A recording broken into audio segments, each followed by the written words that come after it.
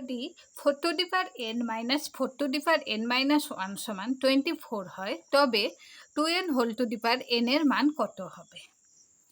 4 to the power n minus 4 to the power n minus 1 সমান 24।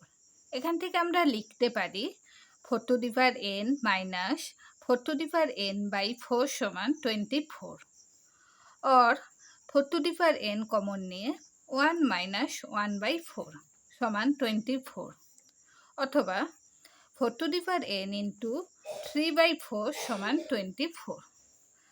আমরা লিখতে পারি 4 টু দি পাওয়ার n সমান 24 ইন্টু 4 বাই 3, কাটলে 4 টু দি পাওয়ার n সমান 32।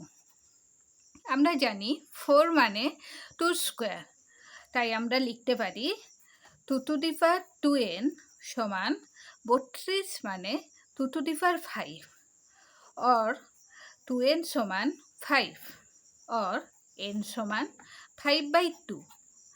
আমরা জানি 5 বাই 2 সমান 2 প্লাস হাফ।